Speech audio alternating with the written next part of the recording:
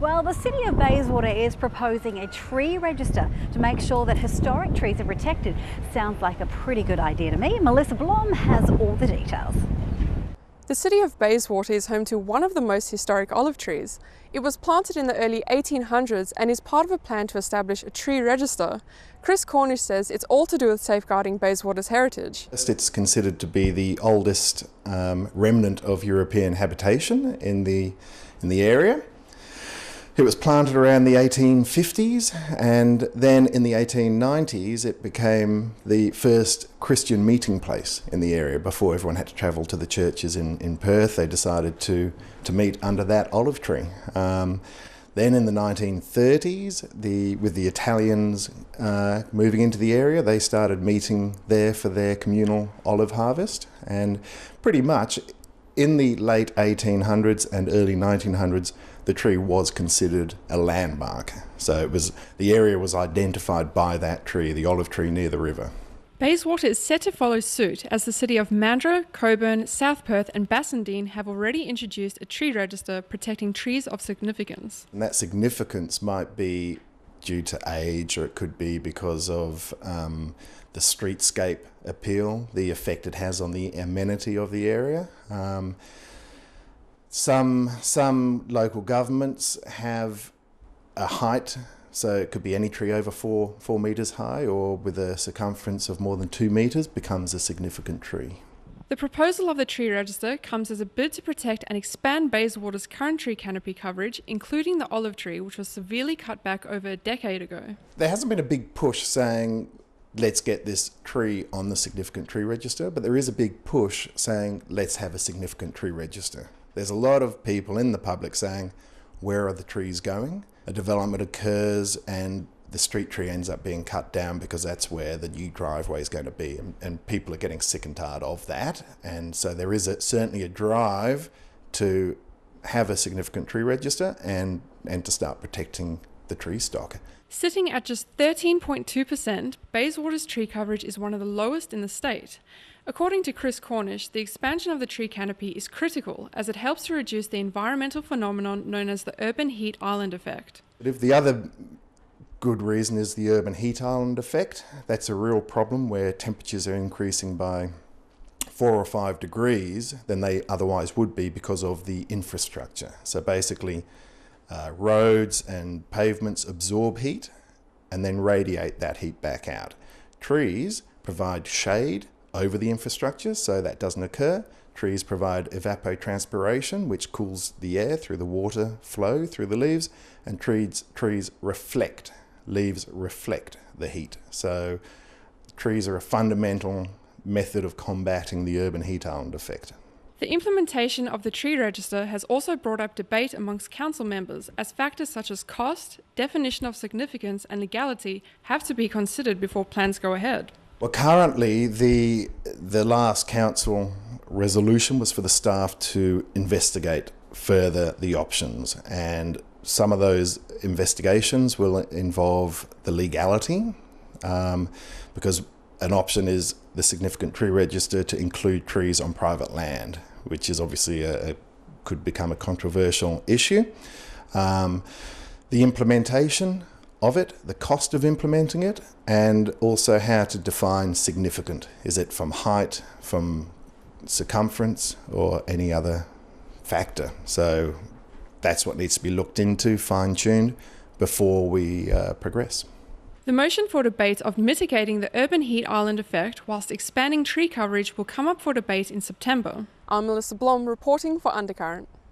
Well, I can't quite work out if it's a good week or a bad week if you're a balloon. Victoria Park is thinking about banning mass balloon releases, while Fremantle is thinking about banning balloons for marketing purposes. Let's find out more. Environmental surveys have shown the amount of balloons and balloon pieces killing our wildlife has tripled over the past 10 years. Fremantle resident and vet nurse Lisa Hills has started a petition to stop retailers using balloons in their marketing. I started the petition because I've found myself passing a store that were putting up latex balloons, and then I started noticing more and more parts of the balloons that were being burst and dropping to the floor.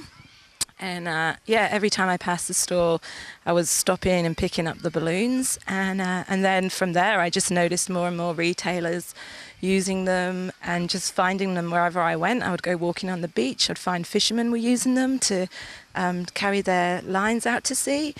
Yeah, and just parties around the beach. So I decided to talk to the council. I talked to Keep Australia Beautiful. And at the time, they weren't very helpful.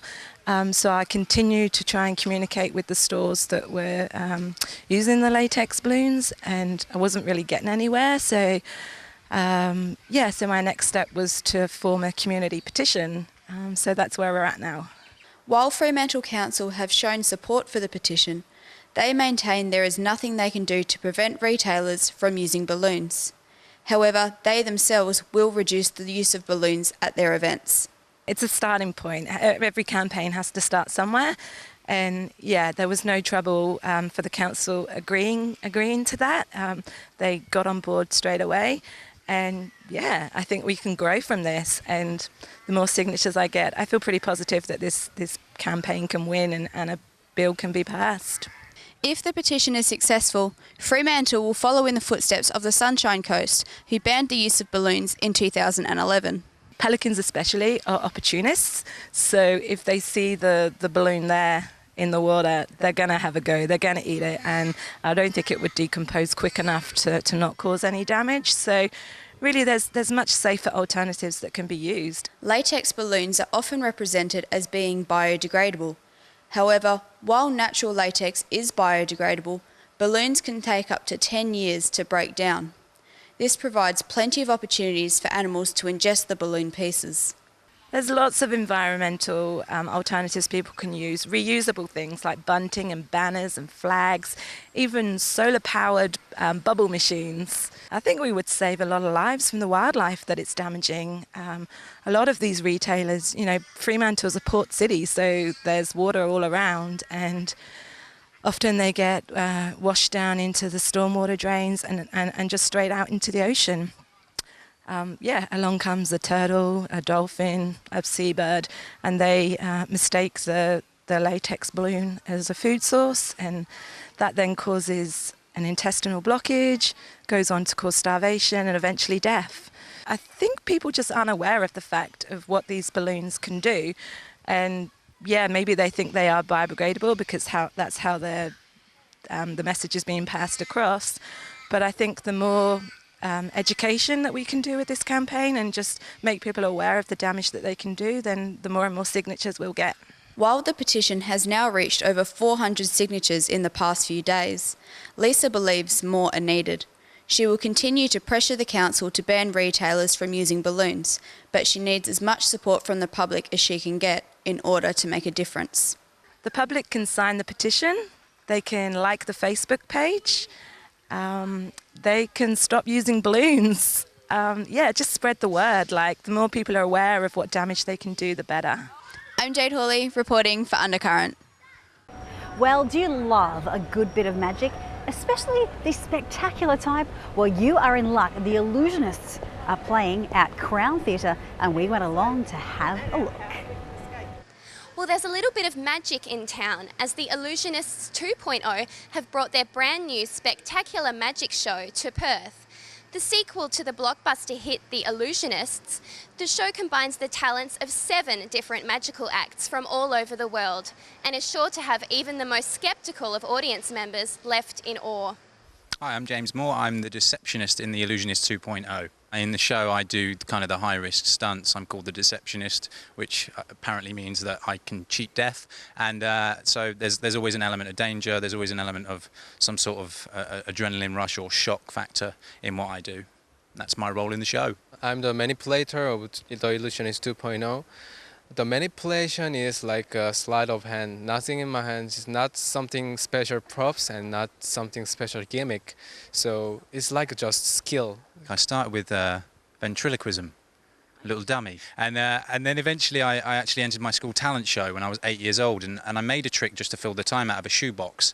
And the trick got a better response than the ventriloquism. So obviously wasn't very good at that. And I won £5. Some friend showed me to the magic. So I feel very interesting.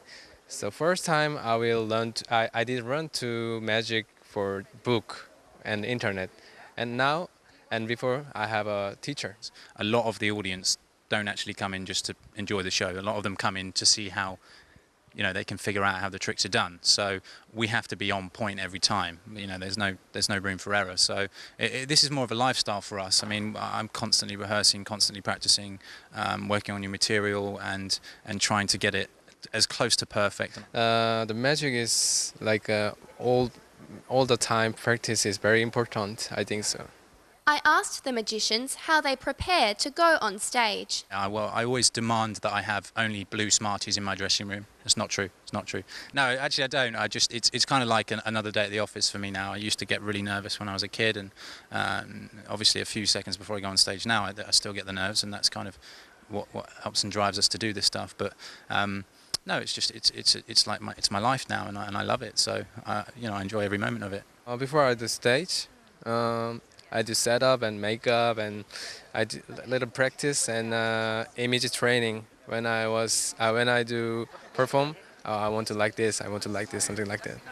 Magic is becoming ever more difficult to kind of impress people, because we've got CGI in movies. You know, we put a key in our car and it starts. It just, magic seems to happen in everyday life. We're used to seeing the impossible. So for us, I think it's not necessarily about how the tricks are done. It's about telling stories through the magic, and it's about creating theatre and drama with the magic. And hopefully, if the people are, you know, coming in the show just to see how things are done, they can take other things away from the show and enjoy a theatrical experience as well. The manipulator kindly showed me one of his many card tricks. I have a deck of cards. It's a normal deck of cards. So all different cards.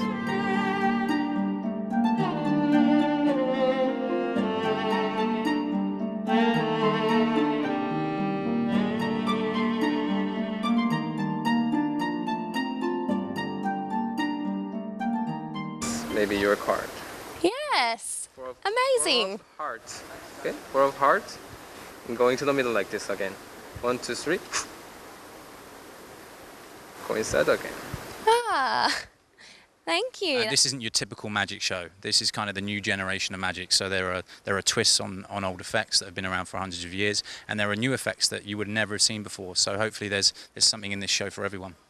The Illusionists 2.0 is showing at the Crown Theatre Perth from the 11th of April until the 19th. I'm Madeline Quay reporting for Undercurrent. Wow, hasn't this year flown by? This brings us to the last episode of Undercurrent for this current series. Don't worry, for the next 4 weeks though, we'll be offering you all of the best bits of Undercurrent, and we'll be back shortly after that. My name is Christy Molliker. Thanks for your company, and we'll see you again very soon.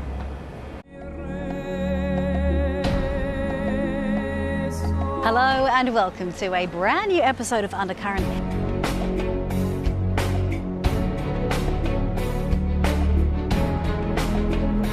The Fight for Our Rights rally is part of a national day of action. And the government needs to change direction, or we'll be changing the government. Online shopping has placed some of Perth's iconic shopping districts at a standstill. TAFE funding has been cut by $45 million this financial year. Cuts coupled with the increasing fees really means that those people are potentially at risk of not getting the skills that they need. Nobody has criticised or taken to court to challenge the definition of immodest or indecent or lewd. Just relax the laws a little bit. Go down to the beach and see what people get.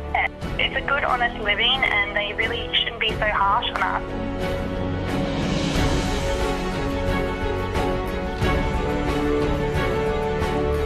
These laws are very dangerous and they should be opposed outright. They should be rejected totally by the Parliament.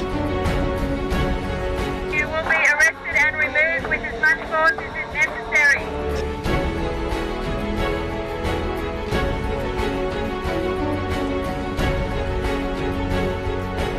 It's absolutely critical to have freedom of speech and freedom of association and expression. We have got to stop telling Aboriginal people where they can live and what they have to do.